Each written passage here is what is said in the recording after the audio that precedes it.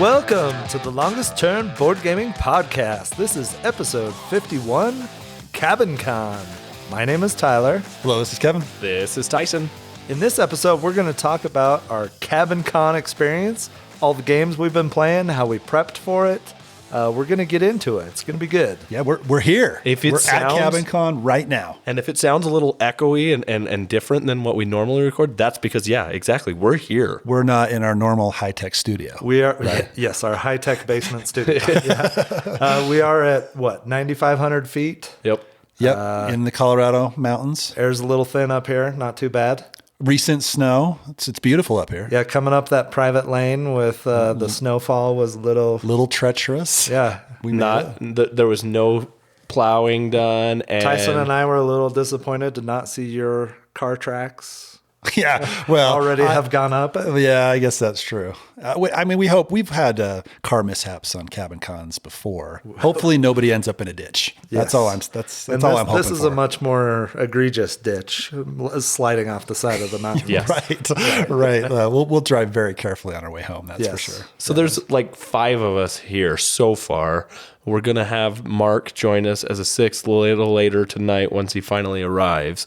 Ben and Greg have joined us, and I'm excited to kind of get into a lot more games with everybody. Yeah, we probably have, 45, 50 games that we brought with us? yeah. Fillers, larger games. 15-ish fillers. And, Something like and that. Lots of larger games. A few unanticipated games that kind of snuck in the car. And there's no way we're playing all those. Oh. There's no way. What snuck in? Oh, yeah. Oh no! Ben and Greg. They brought a few. I brought. Like I meant, we played it already, which is good. Sea Salt and Paper. Yeah. That was not on the list. Oh. And that was And a late somehow edition. And 2 copies of that arrived, even though it wasn't on the list.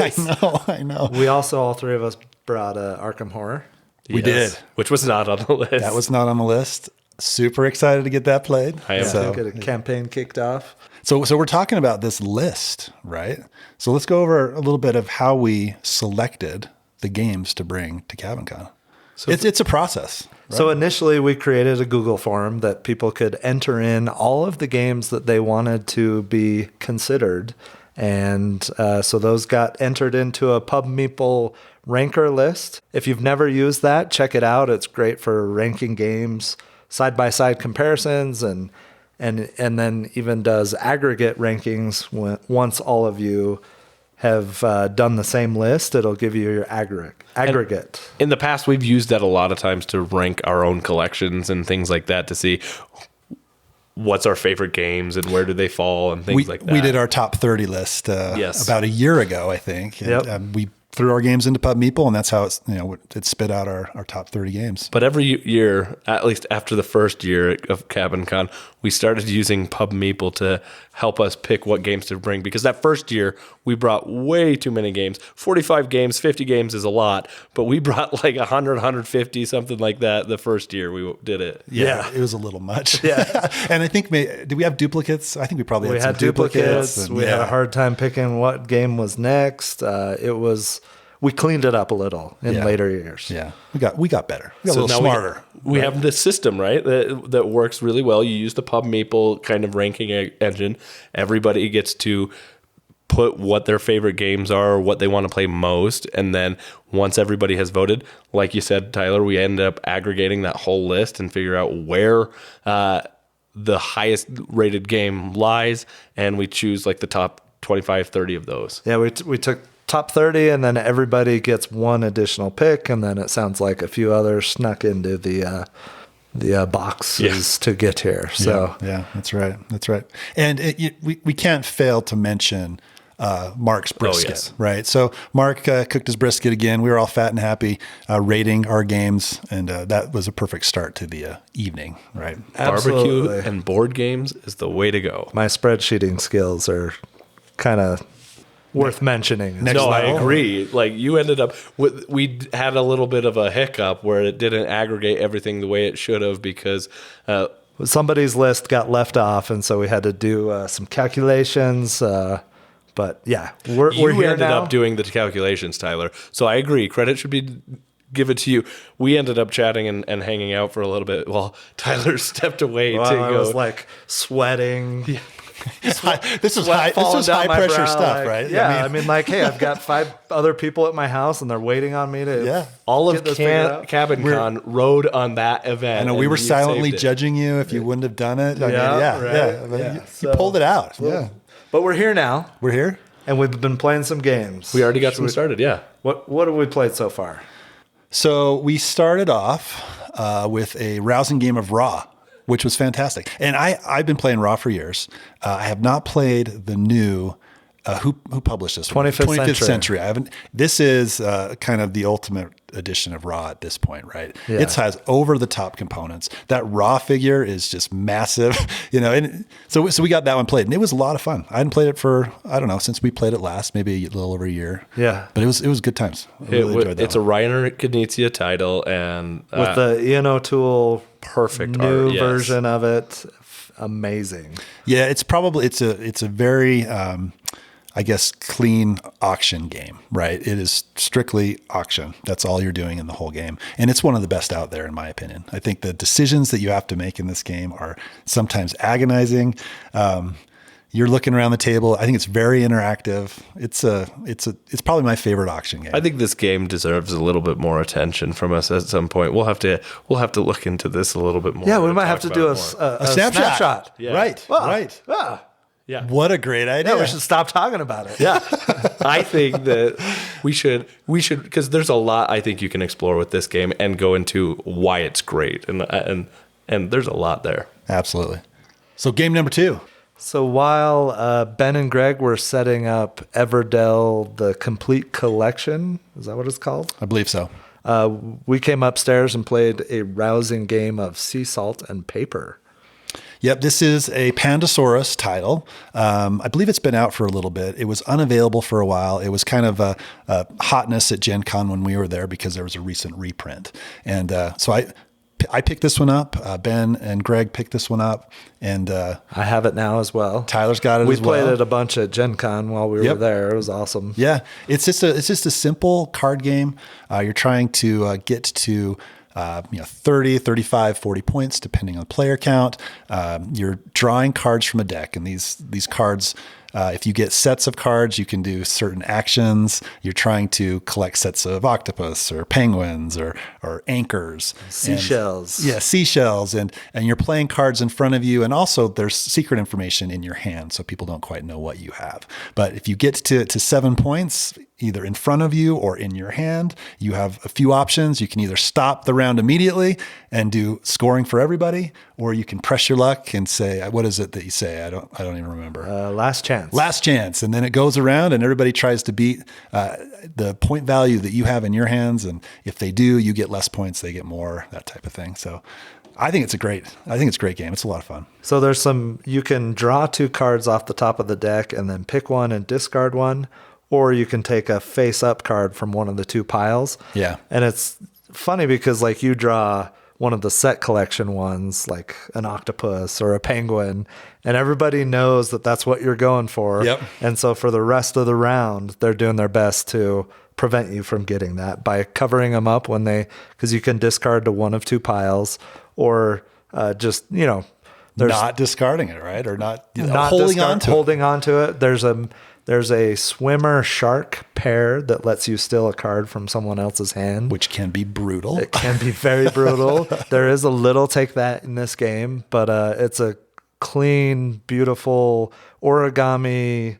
That's what I was going to say. Art on each card. It's has very unique charm. It's unique, right? Like the way that it presents itself is very unique. And I think that if you had chosen some generic style of artwork or whatever, that it wouldn't stand out quite as much as it does with the fact that it's got origami like on the cards.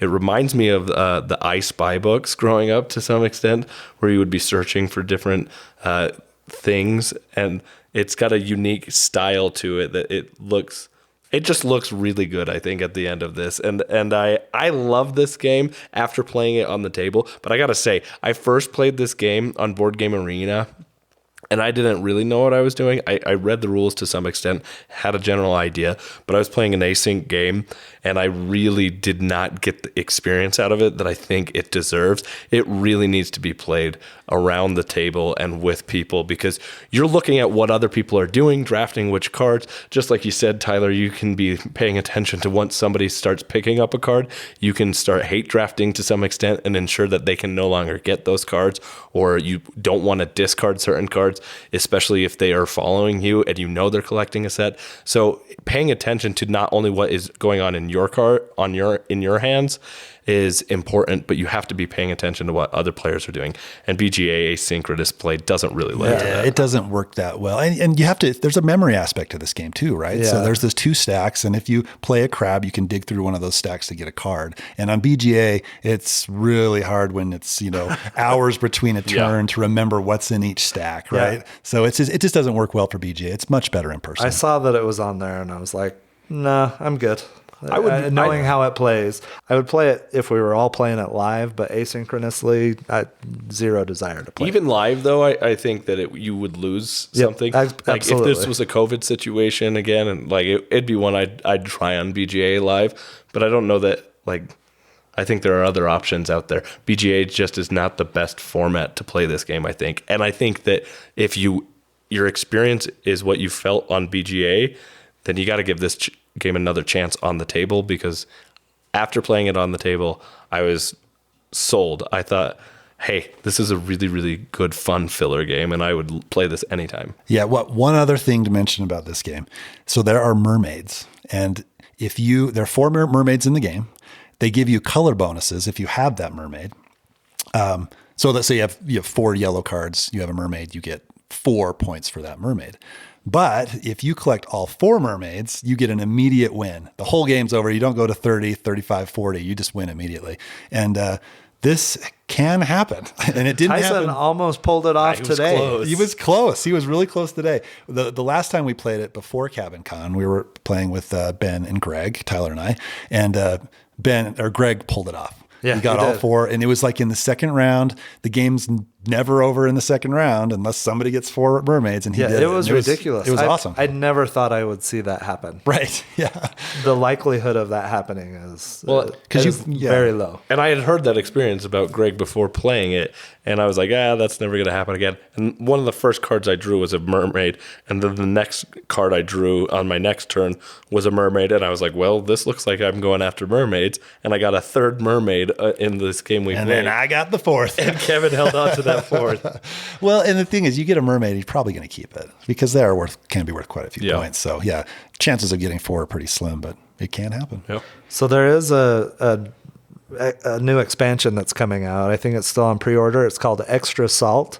It adds stars and I think lobsters. Very small, 8 new cards with 5 new effects. So that's awesome. I will be picking that up for sure. Yep. So I've pre-ordered mine, and it's a fantastic game. So fun little card game. Played it with the family. They love it too. So definitely going to get lots of plays on the table with this one. So we've got one more game that we've played so far today. And this one was a doozy. We played Everdell. Now, this is the first time any of us have played this Correct. game. We've Just never played it. Keep that in mind. Ben and Greg had 3 or 4 plays. And they were pretty well versed in the game. I think they even said maybe 4 or 5 plays. They played it. There was some disagreement. There was some disagreement. They're more seasoned than we are. Let's leave it at that. Exactly. But at the end of the day, they went down and set the whole table up, and we came down after playing Sea Salt and Paper, and it was kind of quite the show. It was impressive. There were a few expansions kind of thrown in there. It wasn't just the base game experience the first time. Like 3 major expansions, and then a number of modules and things like that were in it, right? Right, Yeah. right. It was good. I liked it. I mean, it was a little longer than I was expecting for an initial play, but that's because the 3 of us hadn't played it before. We all played pretty quick though. Yeah. I felt think like so. we were all playing quickly. I think it was the first part of the game was the slowest, and part of that was because there's a lot of text on cards and things Yep. like that. Yes. And having to read all the That's cards true. in your hand. Yeah. After So the first round, though, or we all got out of the first season, it Yeah. was It really picked up. it still was 4-ish hours. Yeah. Yeah. I mean, it was over 4 hours. But I think that is a big part of it. Like when you're playing games like this, that are engine builders and they're card games and they're text heavy, you have to read all of the cards and you have to understand what those cards are. Yep. So there's going to be a lot of questions to start out. You know, what does this card do? How does this interact with this card? And just so you understand, so you're playing it right, you know? So it was going to be a little bit slower. And that first season took a long time. And I think with some of the expansions that were put in, there were a lot more resources available, a lot more actions that you could do. Ben mentioned typically that first season, winter, goes very quick. And it took us quite a bit to get through that. I think I was in it for an hour and a half. I think Yeah. we were similarly. That was the longest season I was in for sure. Yeah. I ended up taking action after action, and I think most people, except for maybe you, Tyler, and maybe you, Kevin, had passed before I did, and I was like, oh, I still got like 3 or 4 actions that I can do in this turn.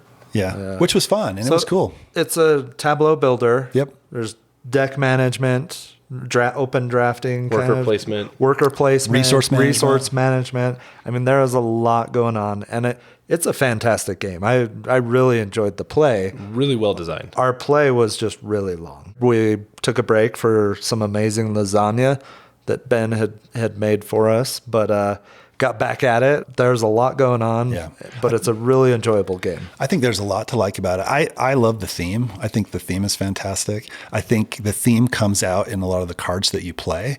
It has a similar mechanic to Seven Wonders where if you build a card and you can link a future card and play it for free. You don't have to pay the resource cost. And I thought that was really cool. And a lot of the cards that linked were very thematic. You built the inn and then you could get the innkeeper out for free after you'd built the inn, which was kind of cool. So I thought that came through really well. And just seeing the synergies unfold as you play between the cards is, I think, where this game really shines. I like and now that you mentioned that, you mentioned Seven Wonders and some similarities there.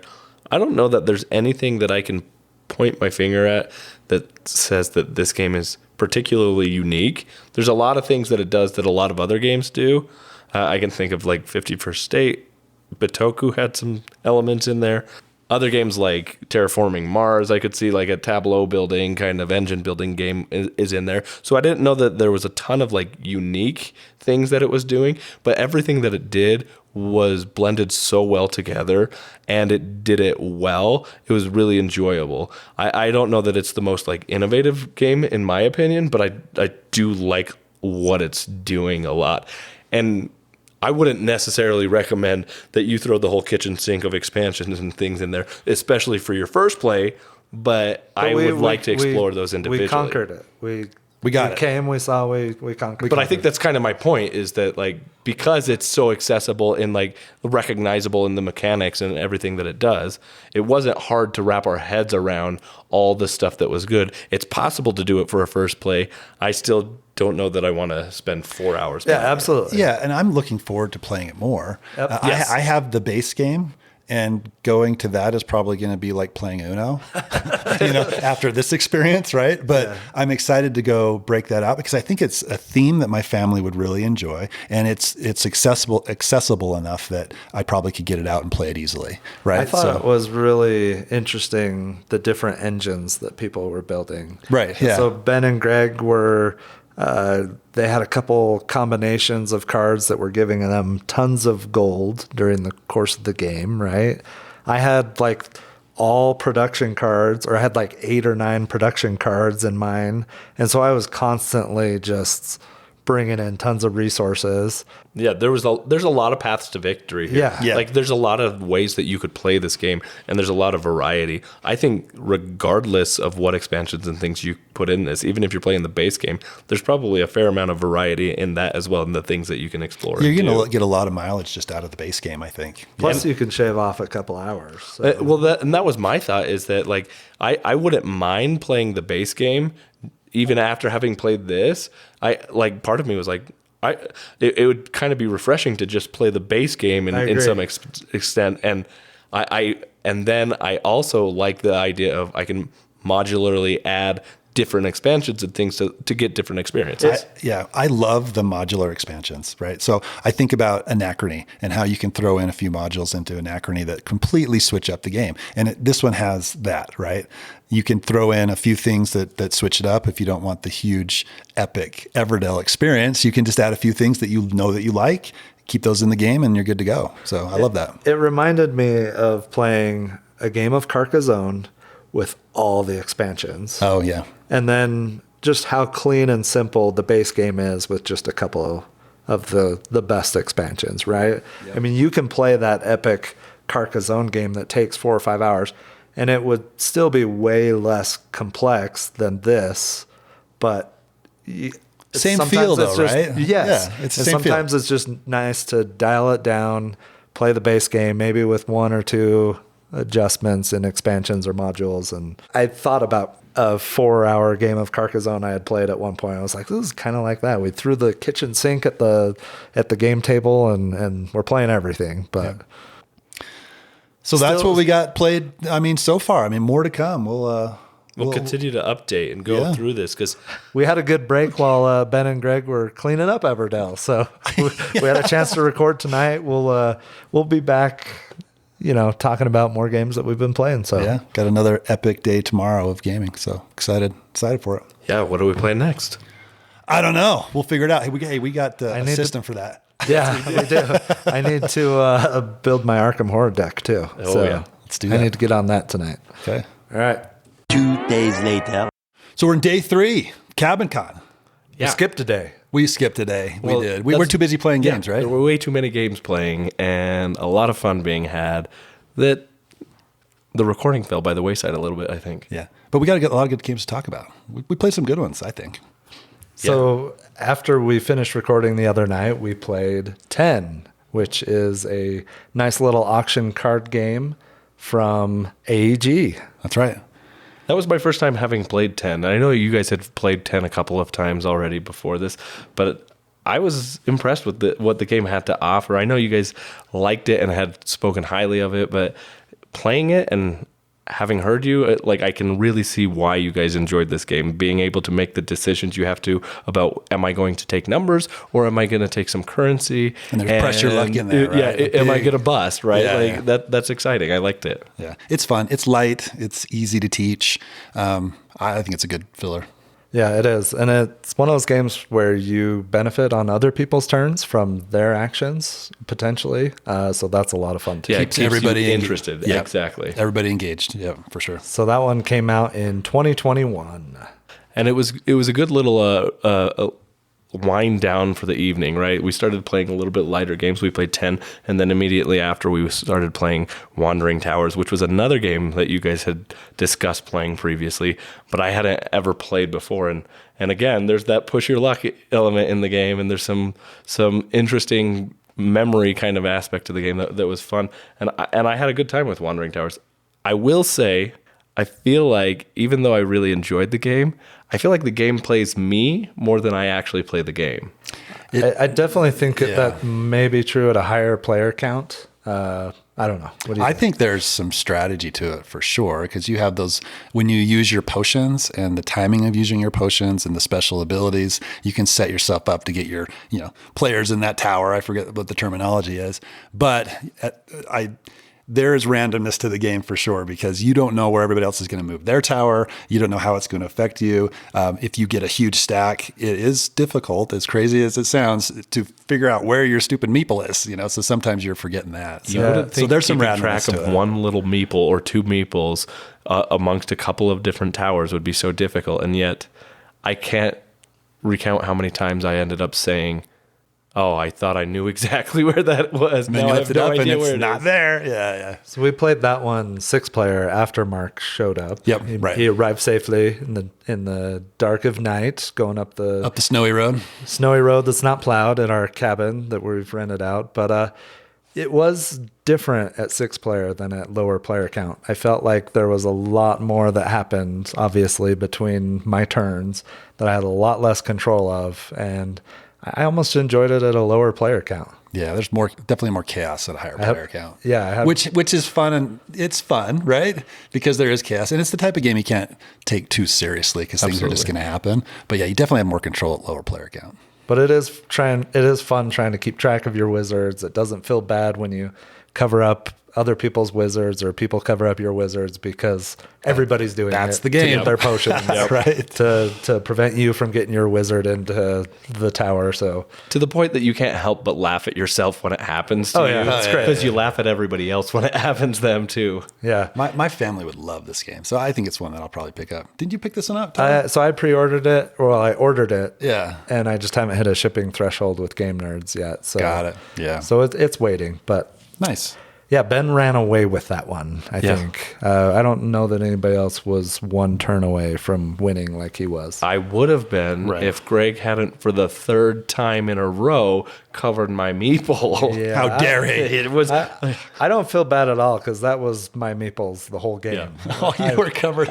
I had like one orange started guy for with like one. 3 turns that was Yeah, exposed. he was like on the bottom. He wasn't even on a tower, and Yeah. he kept on getting covered. Yeah, so that's a good one. That was a good one. The next game. We ended the night with Wandering Towers. The did, next morning was when we started playing again. So we woke up, pretty early for being on vacation, I would say. I was up at 6. Yeah, right. But we wanted to get an early start because we wanted to get Arkham Horror LCG played. I woke up like a minute before I was supposed to be out here playing. Yes, I think. yes, you did. I had breakfast and I probably showered by then. It was a restless night. I woke up at least 4 or 5 times. Our room was freezing. I was sharing a room with Mark. It was freezing. You didn't have taco bed this year, but you had a different kind of bunk bed that was still not very great. Yeah, and it was, of course, the bunk bed set that was very squeaky. So anytime I moved, I'm like, oh, am I going to wake up Mark? I don't know. So Yeah. I was trying not to move. Yeah, It but may try have been not to better than adjust. Tyson's I was bed. just going to say the same thing. Oh, yeah, Tyson, what happened in your bed? I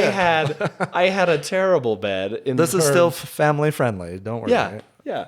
My bed. I went in. I was tired after playing Wandering Wizards or Wandering Towers, You just wanted to go to bed, right? and I just wanted to go to bed. You're a little under the weather. My voice is not doing the greatest right now, and with all the talking and everything, I was looking forward to some rest. But you got your own room. I did.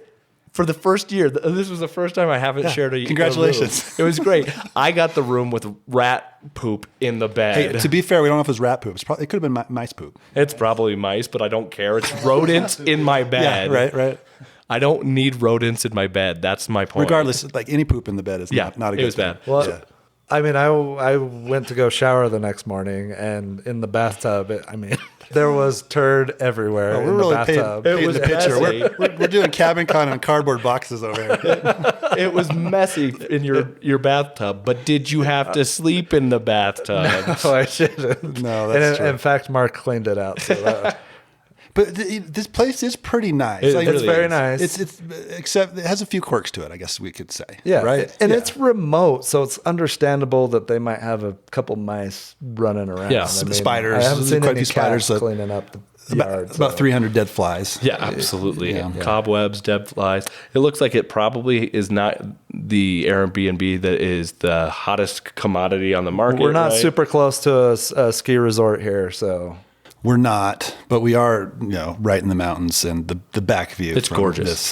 This place is pretty amazing. So But I So- mean, I was fine getting out of my bed quick enough because I didn't need to be in mouse turd bed anymore. So I was you dream excited. about it? No, I tried not to stay in that bed as much as I could, so because I was it- excited about Arkham Horror. is it kind of smelly? All right, but anyway, back to games. Yeah, Arkham Horror. So you got out of poop bed so we could play Exactly. Arkham Horror LCG. So we decided to start the Dunwich Legacy campaign. So we had our decks built, ready to go, and we got kicked off with that. So I don't know. I absolutely loved it. We've talked about Arkham Horror before. This is one of the most thematic games I have ever played. It's got a lot of rules. I think rules overhead is pretty high, but once you get a good grasp of the rules, it flows pretty well. I absolutely loved it. What do you guys think? I thought it was awesome. It was my second play ever, my first play being a few days prior. It was a lot of fun. It took us a little while to keep track of everything, and I know we messed up a couple things, but the overall experience, Yeah. I can't wait to play it again. Yeah. No, and I agree. that was my experience. For me, I think this play of Arkham Horror was the highlight play of Cabin Con weekend personally. Oh, okay. I agree with that. I loved the experience, and I love Arkham Horror. I've played it more than one other time, unlike you, Tyler, but I know that I've wanted to play this game for so long with other people that being able to play it finally after so long, I wasn't disappointed in the experience. And that's I had. crazy. The anticipation over years of playing a game and then not being disappointed with it Yeah. is pretty dang cool. We just need to schedule a campaign game night right now so we can further this campaign. Although, if only we had this idea before. yes, Right? but actually put it on the calendar. Right. Second Thursday Saturday after or Saturday, the whatever. most recent solstice. After a full moon. Yeah, that sounds right. That okay. sounds good. Yep. We'll get through with this campaign in 5 When we years. actually do Really get sounds back to concrete. it, though, I need to create a new character because You died. I died. Well, and my and- character was fun. It was just one of the default characters. Roland from the Banks base is game. dead. Yeah, Roland Banks, he died in a blaze of glory. He did. He fought what was it? A sphere. What was it? The was, It was an conglomeration abomination. of spheres. Yeah, it was one of the abomination monster. Yeah, a conglomeration of spheres. Unnecessarily, because that wasn't supposed to be in the deck yet. But he didn't kill wiped you at him that out. No, he didn't kill you at that point. You No, you I defeated wiped him before. out You did, yes, unnecessarily. yes. And then I later died by another abomination guy that I was 1 point away from destroying. Coincidentally, so did Kevin. He was very noble in his sacrifice. It was. And you knew I wasn't- died, right? I did. Okay, okay, good. No, I was right there on the couch listening to everything that was going on. Oh, God, okay. I just needed to lay down. I wasn't feeling great. Yeah.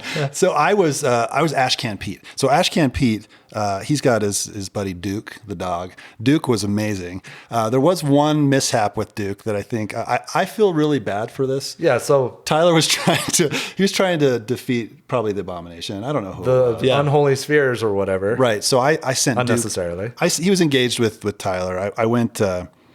I sent Duke out to help him out, and, yeah. and Duke ended up biting Tyler and doing Yeah, 2 damage. So in my 2 plays, I've been shot and the face. defeated by my son. Yeah. And then mauled bit by a Kevin's hound dog. dog. Yeah. Yeah. Hey, and hey. the whole time I had a guard dog in my hand and I Yeah. could not get it. Like there was never an opportune time for me to get it out, but I wanted to put it out just in case Duke bit me. Then the guard dog would bite back. And not to back, mention, yeah. we were playing in a gambling den, and luck was not on Tyler's side this whole time. No, he kept getting all the bad stuff. Drew the fails. Yeah. Which, that's just what you expect with this game, Yeah. right? It creates a story. There's terrible things that happen. It's very difficult to win, but I was happy that I was able to make it You out. made it out alive. with the person we went in to find in the first and place. I think we had a successful result, even though we had a few deaths in the Yeah, we had 2 make it out alive, a non-playable character, and me, and then you 2 died. So I mean, I feel like that's a win, a 50-50, right? Yeah, I mean, it was good. I think it was good. We had a good time. Looking forward to playing that one again. So the next one that was played was Life of the Amazonia, and this was played by Ben, Mark, and Greg. I did go down and look at it. They played this while we played Arkham Horror. I did go down and look at it. Beautiful presentation. It reminded me a lot of Cascadia, just taking a glance at it with some individual back building. But there were the tiles that you lay out with different terrain types, and then there's a bunch of scoring cards in the middle that score the terrains and animals and everything differently. Some back building stuff going on. Looked like a fun game, but none of us were in that game. I asked Mark about it, and he spoke really highly of it after having played it. And Nice. And I remember seeing the box and thinking it was pretty generic looking, so I wasn't that interested. But after having heard what they talked about, I'd be curious to see it. Yeah, Yes. I'd check it out for sure. So that came out in 2023. I think Ben and Greg picked that up at Gen Con, and it was published by Bad Comet. So check that out. Next one, Books of Time. We got that one played. We were playing, Kevin, you and I were playing this one with Ben. Yep. While Tyler, you were playing with I played Mark. Distilled with Mark and Greg. Yeah. Yeah.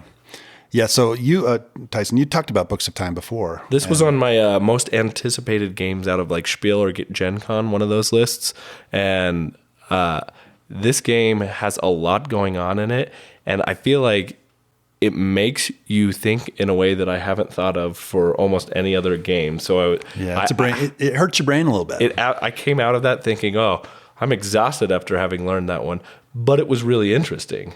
Yeah, it was. I mean, you had these binders, these actual books that you were Two-ring binders. Yeah, 2-ring binders that you would pop it open and you would get pages in your book that had certain actions that you would take. You would get pens, you would get paper that would allow you to do things. Your chaining kind of actions. I thought it was a lot of fun. I would definitely play it again. I would absolutely play it again, especially now that I know how to play it. Yeah. But that first learn was mechanisms that I hadn't really seen in any other game before. Yeah. Inserting pages into your book, turning the pages of your book so that you could get actions from those pages. Closing your book was an action, and you would get a series of different as you go the other way resources, which I thought was a little strange because I don't know if I was playing wrong or not. Well, you won. I won. I did really well, but I never got to the end of one of my books to where I would close it and then go back through all the pages and get those bonuses. So, there's more to explore there because I think that's definitely a strategy. It's obviously a mechanic in the game. So I want to go back and kind of figure that piece out of it too. Yeah, it was really interesting. I'd definitely give this one another try. Yeah, it's a good one. Yeah, so while you guys were playing that, like we mentioned, I was playing Distilled with Mark and Greg, and it was a lot of fun to get that back out to the table. We, of course, did a feature review of that. Did you get the pig bottle? I didn't get the pig bottle. Oh, man. I never Fail. go for the bottles. Oh, okay. I think 3 is maybe the most I've ever bought, but I didn't get the pig bottle.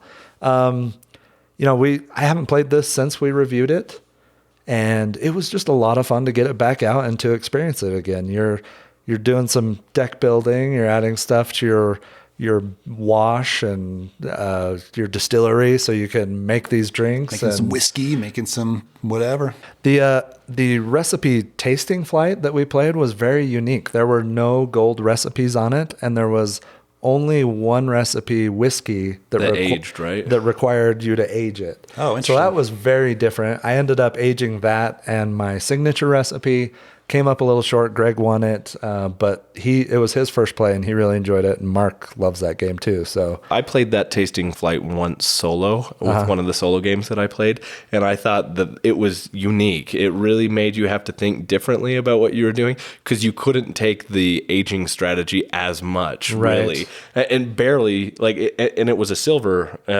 barrel later or a recipe, right? That you have to get. So it may not be one that you go after immediately, and because it doesn't synchronize with the rest of the types of drinks there, it's harder to kind of synchronize it. So it really was all about getting things out fast. yeah. And I think there was also less fruit sugar ones on that. So I hardly had any fruit sugars the whole game. But I love that game, like buying the distillery upgrades, whether it's the characters or the upgrades to the your distillery. Getting cool synergies with the cards you buy. Oh yeah, it's awesome. It got to I had a couple between my player ability and an upgrade that I bought that was a character. I didn't have to worry about water or yeast every turn because I got one of each to start the round. So that was nice not to worry about, and just, a little synergy there that helped me to focus on other stuff. But yeah, it's another one of those games that the mechanics are really tied to the theme. And I think the theme comes through well. Absolutely. Which is cool. Yeah. I think this is one of the things that I've loved most about Cabin Con is getting to play games that we love and getting to play more in depth of them. We already know the games mostly, and we get to play them and we get to experience things that we already love. And that's... I've loved having that experience and seeing games like Distilled come back to the table after we haven't played for a while. Especially because once we talk about a game, we kind of move on. We're always moving on and talking about new stuff. And so it's been great, like you said, to go back and focus on some of the games we love. And you get a quick rules refresh. So there's a better chance that game is going to get played, later soon, on. Right? Yeah. So it's been really cool. Absolutely.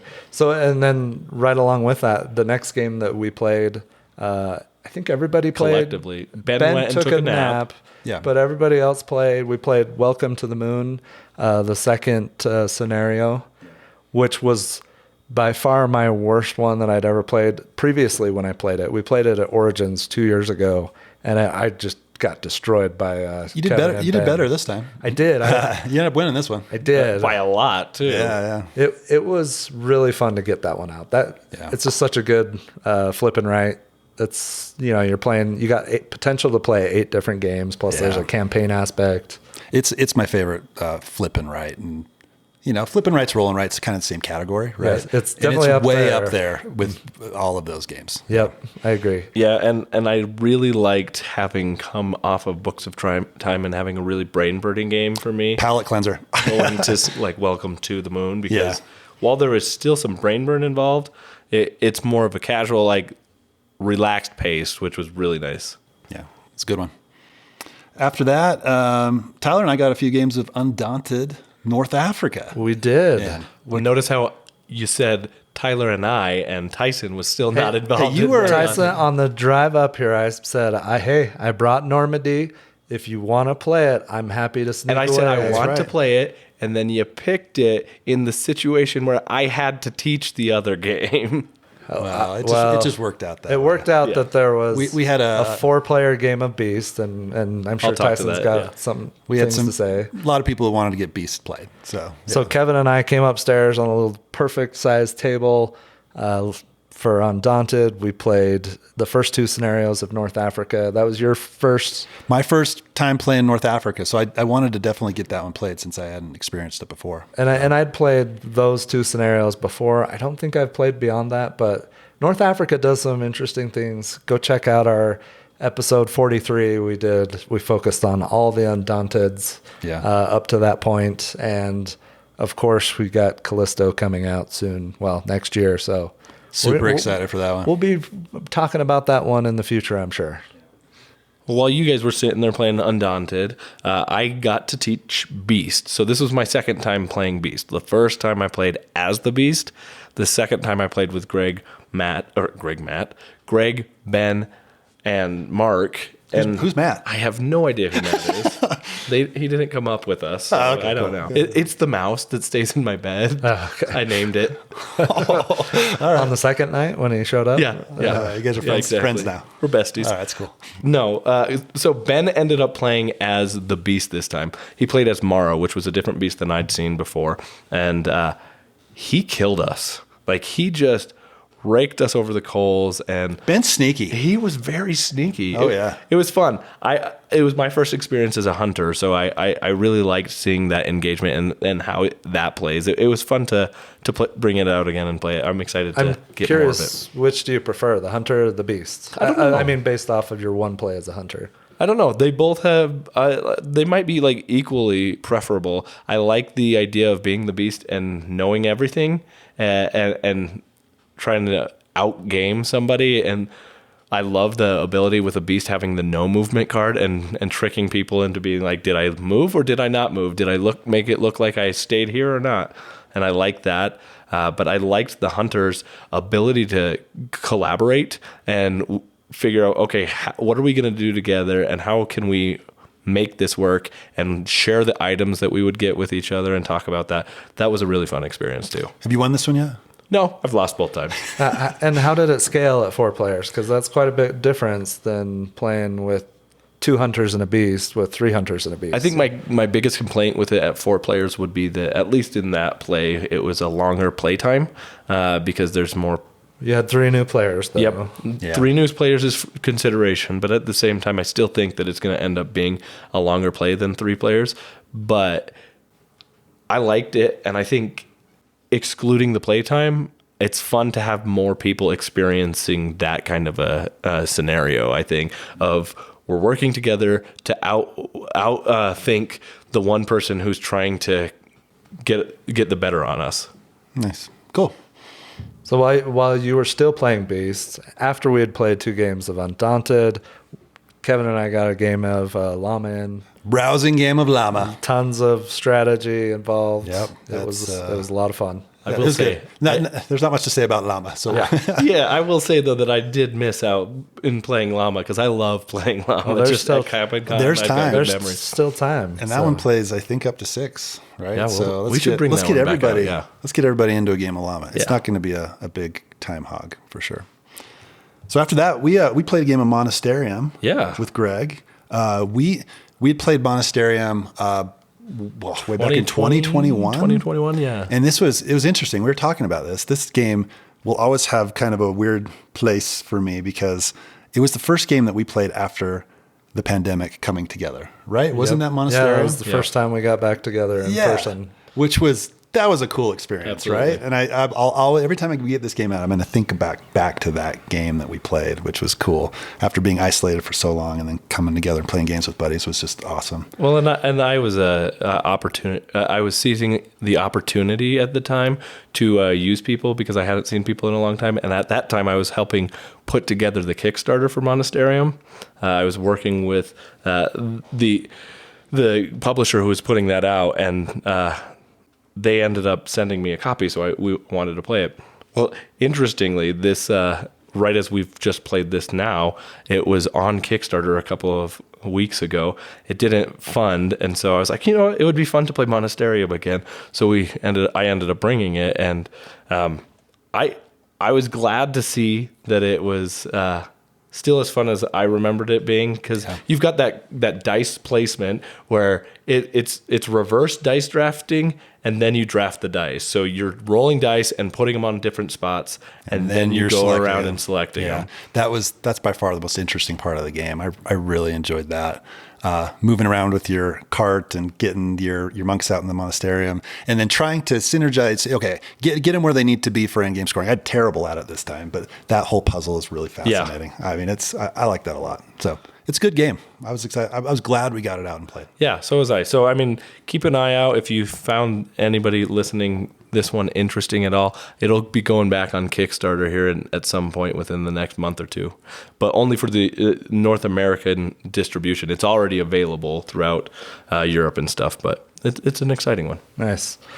So while you guys were playing that with Greg, I got a game in of Tiletum with Mark and Ben, and it had been almost a full year since I'd played this.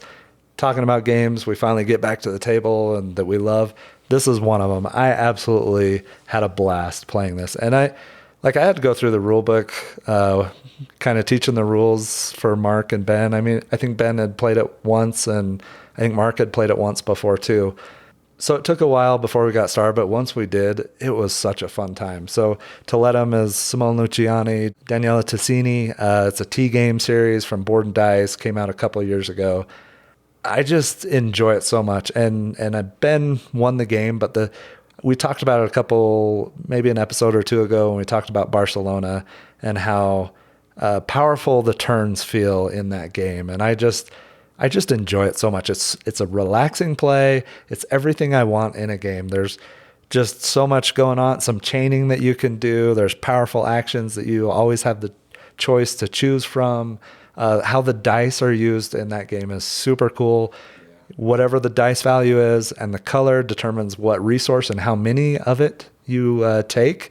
But then on the flip side of that, the inverse of the dice up to 7 points is how many actions you get to take with that action. So those decisions are awesome. Yeah. So you take that. Like a 3 stone or a dark gray 3, you get 3 stone, and then you get 4 actions on whatever the action is for that pie on the little wheel thing. So I think this might have been one of my favorite plays of the weekend, just getting it back out and relearning the rules and hopefully getting it to the table more, because that game's fantastic. Yeah, it's one of my favorites as well. I still need to play it. And Simone Luciani is one of my favorites, and this is one I haven't tried of his. I didn't have the chance because I was picking alongside you, Tyler, so I didn't get into this game, but I still really would love to play this game at some point. Yeah, it's up there with the favorites of the 2 games for me, so it's awesome.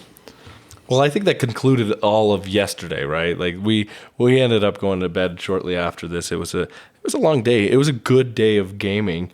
I think we all ended up sleeping in a little bit later this morning and didn't end up getting up as early as yesterday. I got up at the same time. I got about the same time. Or maybe I just slept in a little bit later, which happened to be the same time that you guys were cuddling your buddy in there. Yeah. Matt. Me and Matt. Yeah, we were hanging out. Should we call him Matt the Rat? Matt the Rat, yeah. Yeah, you got Matt in there. Yeah, so, but we woke up, the first game we played was 51st State. So We actually got a few games played of that. I love this game. This It's game is phenomenal. It is fantastic. So this is a new to me game this year, and I've played it quite a few times, which is saying a lot because, like we said before, we play a lot of new games, right? So 54 State is an engine builder. It's set in a post-apocalyptic theme. We've talked about this one before. We did a snapshot, right? One of the things I love about this game is how thematic it is and how the cards play into the theme. And it's almost like, when we talked about Arkham Horror, it's a role play game. You role play when you play it. That's what makes it fun. I get the same feel playing this game, right? Yes. You can role play with it a little bit. The cards that come out are just super thematic and fun. And what you're doing is a lot of times just hilarious, right? I mean, you have to fill in the gaps. It's not quite like Arkham Horror. There's a narrative at all, but at the same time, the art and the titles of the cards and what you're putting in and how it combines with the engine you're building, it almost is as if it tells its own story. Yes. I mean, we had a couple of times where we had a couple of schools in ours. I turned it into a brick factory. Yeah, and you put those children to work, and it's the I apocalypse. want Who to needs know books? how many churches Tyson blew up. I only killed Or schools. accidentally one of. I was actually going to do something noble and take ruins and build it into a church. But I had you the tell the zone of people death. what you did. You had the what? I had the zone of death in my little territory, and what it did was anybody else who had ruins, I could go and take their ruins and accumulate them within my zone of death, and then make it a part of that, and I get points for it. So I ended up taking Kevin's his ruins, which he was about to convert into a church. Yeah. So there you go. So there's stuff like that happens all the time. It's just super fun. And not only that, the mechanics of the game are awesome. The engine building is great. It's super satisfying to get your engine up and going and start, getting victory points. Sometimes that's more successful than others, but it's always a fun experience, right? It could depend on the card draw. I think the first game we played of that, I didn't do nearly as well as either you or Mark, Kevin, but part of that was part of the card draw. But at the same time, I feel satisfied every time being able to build an engine and try and figure out I got dealt these hand of cards. Yep. What can I do with them? How can I turn this into a productive engine? And then sometimes, like the second game we played, you get dealt the perfect hand. Yeah. And I got dealt the perfect hand. You had production up the wazoo. I had like 4 or 5 productions on the first turn, which allowed me to get a couple of different actions and a couple of features. And so I was up and running, and I had your this engine card. running after the first round. Exactly. Yeah, and I was struggling that game, but I eventually, if we had 3 or 4 more rounds, that would have been okay. Yeah.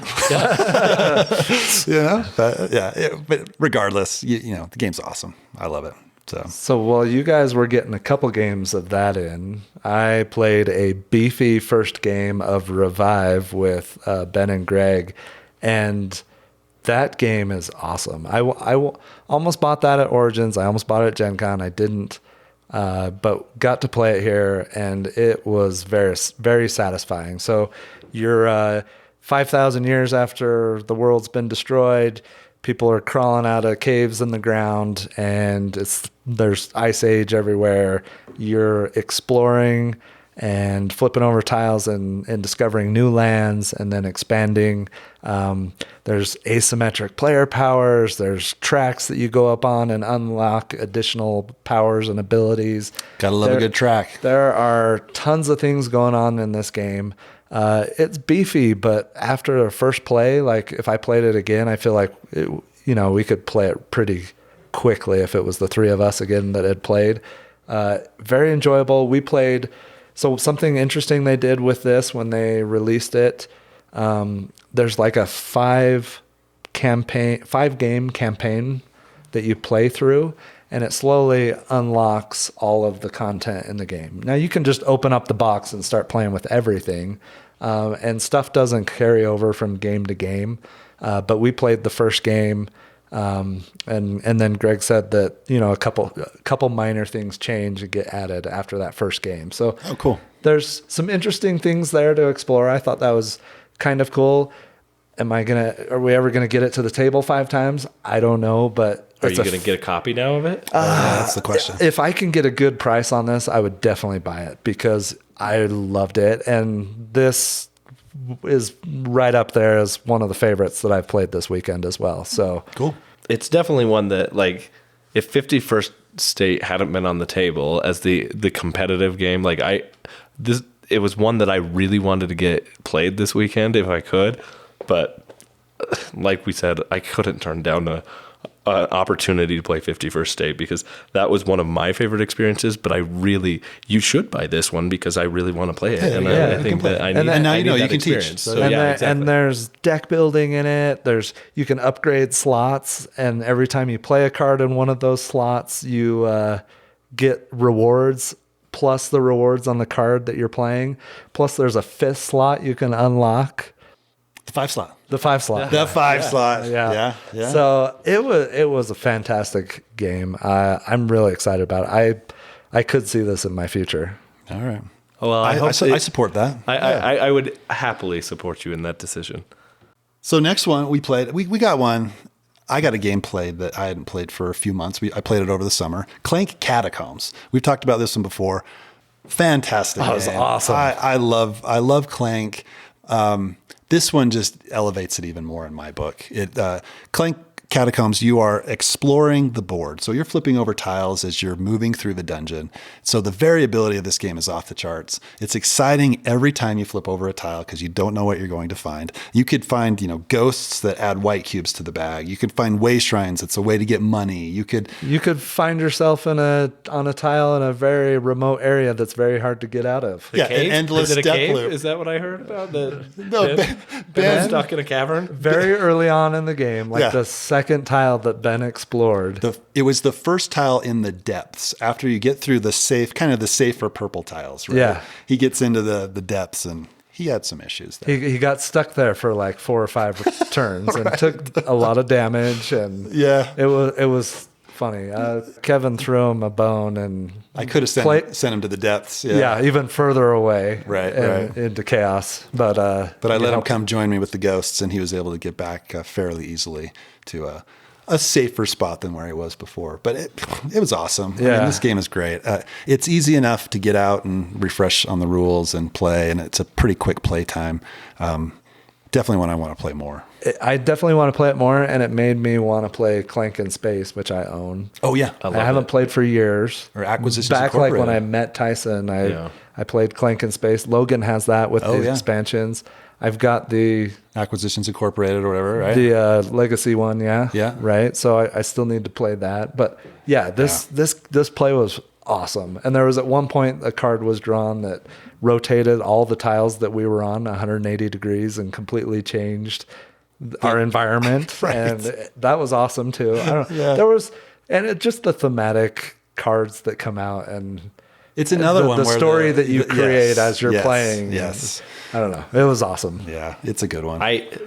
If I had one regret about Cabin Con, or one little moment in which I felt like missing out on anything, it's that there are games like these being played that I'm not involved in. There's so many good games that we get to play at Cabin Con that I hear you guys talk about this and I'm like, oh, I wish we had more time so that I could play that one now and next. 4 days isn't enough. Exactly. Yes, it is. But at the end of the day, I ended up playing one of my favorites as well. While you guys were playing Clank Catacombs, we ended up playing Darwin's Journey.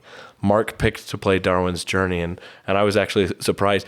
Mark was surprised that he picked Darwin's Journey because when I opened it and set it up, he goes, "Hey, this is not the game I expected." Yeah, he It was- mentioned that he when said he came that? upstairs. He was like, "Yeah, that wasn't the game I was thinking of." But then he was Oh, like, that's hilarious. But you know what? It's okay because I like this game better than the one that I was thinking about. Oh, that's funny. That's So funny. it worked out. But we played Darwin's Journey, and it was Simone Luciani at his finest, right? Like, I love Darwin's Journey, and I love Simone Luciani, and this was a great game. I'm so glad that I got to play it again. It made me, after playing this, realize that I still haven't played the Fireland expansion, which is the other side of the board that has more islands and more locations that you can explore and do things. And there's so much good Too content. many games to play. But yeah, that's crazy. Since we did a whole feature review on this one in episode 39, I won't belabor it. But again, I love Darwin's Journey, and I'm glad we got to play it. Yeah. Yeah, so we're kind of nearing the end. We're winding down. You guys Yeah. are heading home tonight with Mark. Yep. Yep. And then I'm staying one more night, and Ben and Greg are staying With Matt. with Matt. Yeah. Oh, with Matt I'm the going to rat. stay upstairs so that I don't see you sure? Matt. Yeah. He snuggles really well, doesn't He'll he? keep you warm. I know you had a problem I got the being heat cold. pad going. Okay. Yeah, that first night, He might even I nibble would your wake ear. up every time my 2-hour heat pad timer would run out. That's when I would wake up because it was so friggin' cold. But it hasn't been cold the last two Last nights. Last night? How many? I lost track. Yeah.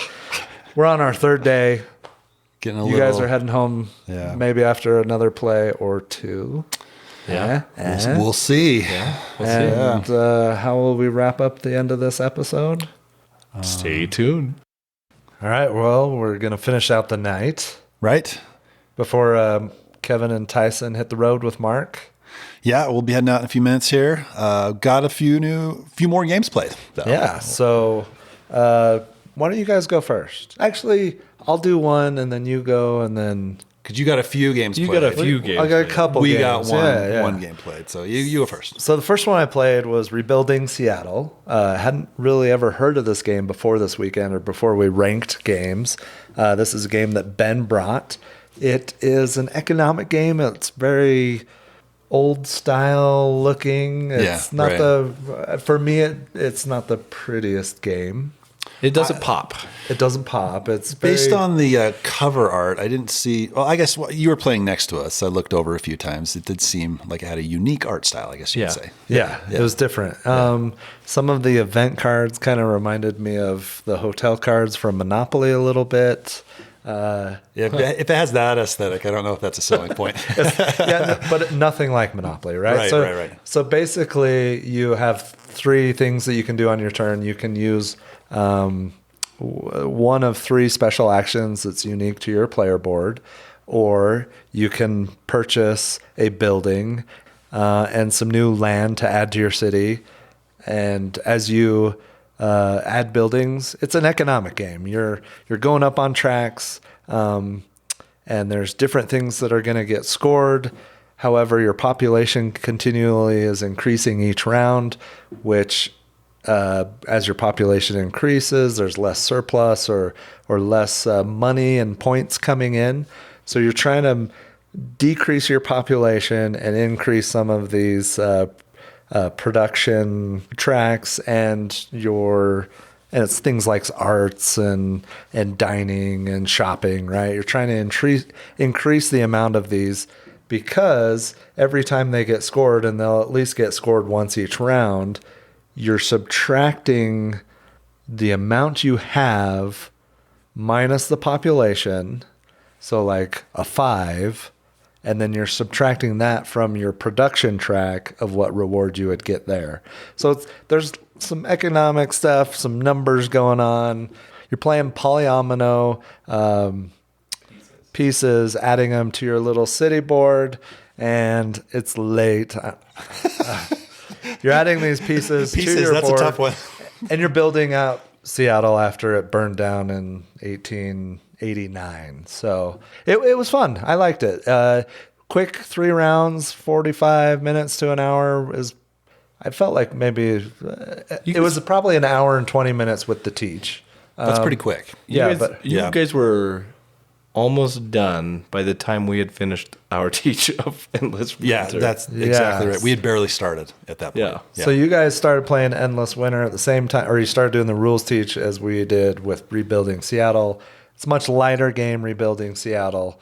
But it was fun. I almost suggested playing it a second time, but we took a break for dinner, and then we got back to the table with another game, and I'll come back to that in a minute, I guess. Yeah, so while you were playing Rebuilding Seattle, while you were eating dinner, while you were playing a second game later, we played one game of Endless Winter Paleoamericans. True. We took a break for dinner as well. We did. in there, but yeah.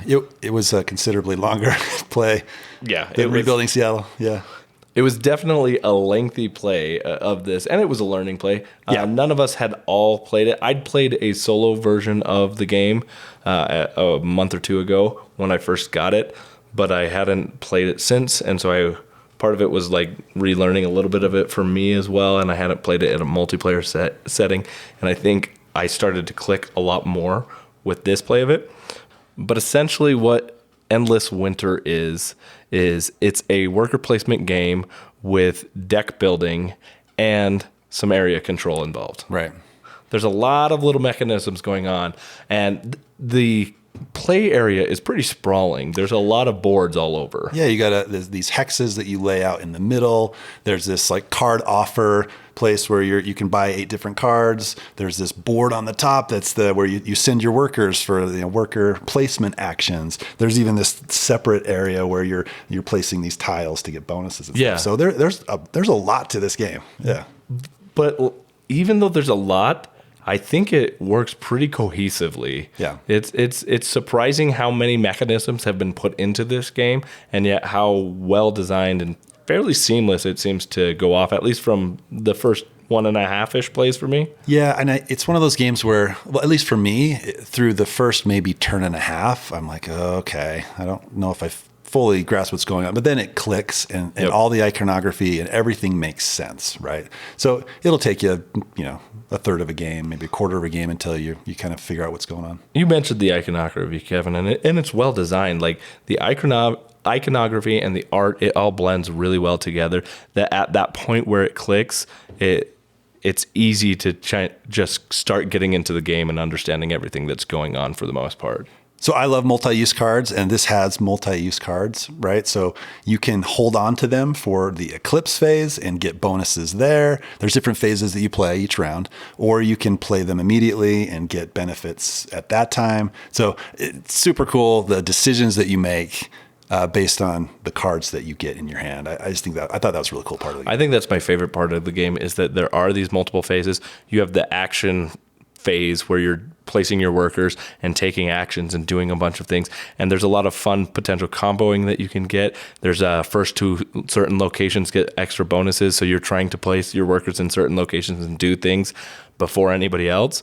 And then you're trying to maximize your output from your turn.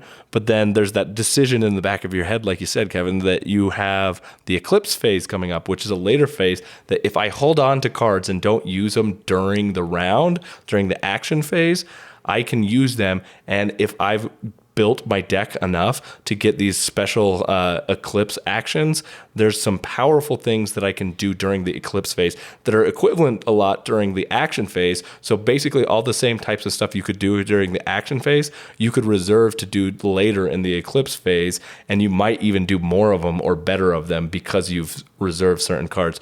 But there's this push and pull kind of trade-off going on between, do I need this right now so I can set it up for later, or do I wait? And the other also turn order. That's exactly what I was going to say, because the Eclipse phase determines the turnover order. So if I'm holding on to cards, there's a symbol on there called a labor symbol that determines who goes first. And first is pretty important, I think, in this game, because you get better rewards, you get better opportunities and positions, especially in a three-player I game. wasn't first for a lot of the game, and it hurts if you're not first. So it's interesting. This game has a good mix of tactical play during the game and long-term planning, right? Yeah. So, the tactical is the area control on that board, on the central hexes, and then long-term planning, you've got goals that you can get and work for the entire game, right?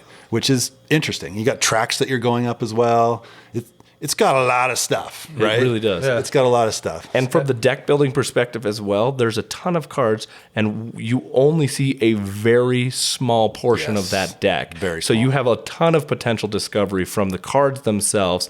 And then the base game as well comes with a couple of modules that you can interchange as you want throughout the game. So there's a lot to explore in this game, and I think we've barely scratched the surface. Yeah. Cool. Yeah. I've heard this game mentioned with Lost Ruins of Arnak, and the same conversation as Dune Imperium. As from a gameplay perspective, is it similar enough to be? Are they comparable, or would you, if I asked you what is this game most like, would you say something else? I got no vibe from playing this to Lost Ruins of Arnak. Really? Yeah. It's definitely its own animal, but the difference the main comparison point is it's deck building with worker placement, but there's also that core mechanism of area control in this game that really stands it apart, I think, from either Dune Imperium or Lost Ruins of Arnak. Yeah, and that's where if I would have one criticism of this game is that I'm not a huge area control fan that way. Yeah. So and it's pretty heavy on area control, I think. Yeah. You're trying to get out your tents and then whatever those other structures are called. Settlements, I think. Settlements or something like that. And settlements are worth 2, your tents are worth 1. So it's very tactical trying to move around. And during the eclipse phase, there's actions that you can move those things around, right? And so you don't know exactly what your opponent's going to do, which is interesting. But if you're not an area control fan, it may fall a little flat for you. And me, on the other hand, area control is one of my favorite mechanisms. Right. And if you do like area control, then this is I for think you. this does a really good job of integrating that into deck building and into worker placement in a way that I felt like it worked really well and was very cohesive. Yeah, for sure. So yeah, I'm excited to play this game more. And I would absolutely play it. And I think that there's a lot more that we can discover with it. Nice. So while you guys were finishing up that game, Mark, Ben, and I, we played a game of Carnival of Monsters. And Kevin and I had recently played this with Ben. In fact, we actually talked about it a few episodes ago, episode 48, I think. And I was excited to get it back out again, just to refresh. Because when we played a few weeks ago or a month or so ago, it was awesome. It was so much fun. Yeah. And if you're not familiar with it, it's a closed drafting game where you're passing cards similar to Seven Wonders. You're drafting a card, passing them on to the next player, and it's designed by Richard Garfield. So there's some nice design pedigree there. It's a lot of fun. It's interesting how different game to game is. And, I shuffled these cards a ton, and I don't know what it was, but we kept getting tons of land cards out. And in a couple of the later rounds, there were not that many monsters to catch. I mean, I caught a few in each round, but there wasn't a lot there. But it's still a really fun game. I like how quick it plays. I mean, I don't know if Mark's ever played, but if he had, it's been a few years. And we were going into the 4th round, and he was like, "What? This is the last round already?" Like, that's how quick it plays. It's just a lot of fun. It plays really smoothly. You're just trying to capture these monsters humanely. Yeah, right. Put them in cages. And then auction them off or something. Yeah, and then display them in your menagerie to the rich and the high and mighty. But yeah, it's a fun game. Really enjoyed it. Glad I got to get that one last play in before Mark left and then before you guys leave tonight. Yeah, tomorrow. So Ben, Greg, and I are staying. We're going to try and get a game of Septima in the morning. I'm sure I'll talk about that in future episodes, but this is pretty much going to wrap up our Cabin Con, which I think everybody had a good time. And Absolutely. It's been great. It's been fantastic. We got Matt the Rat for future. I mean, looking back, it's a memory we'll never forget, right? That's right. There's lots of good games played. Yeah. I can't think of a game that I played this weekend where I was like, I hated that, or that wasn't fun, or what. I mean, there were some games that took a little bit longer. Yeah. Some were better than others for sure, but there was none that I don't think I would want to play again. I think in past Cabin Con years, we've had games that were just complete duds for some people. Yeah. And I don't think there was a single game that we played that was a complete dud for anybody. And there were some real highlights of games that I just loved, absolutely loved, and I can't wait to get to the table again. Absolutely. Right. And we played lots of heavy, longer games. We didn't play any real card games. I mean, we played like a llama here and a welcome. A 10. None of the smaller filler style games. Yeah. Yeah, but really. Like usually we'll play like Skull and Spicy and some of these quick, card games or whatever. It was all business this weekend. Yeah.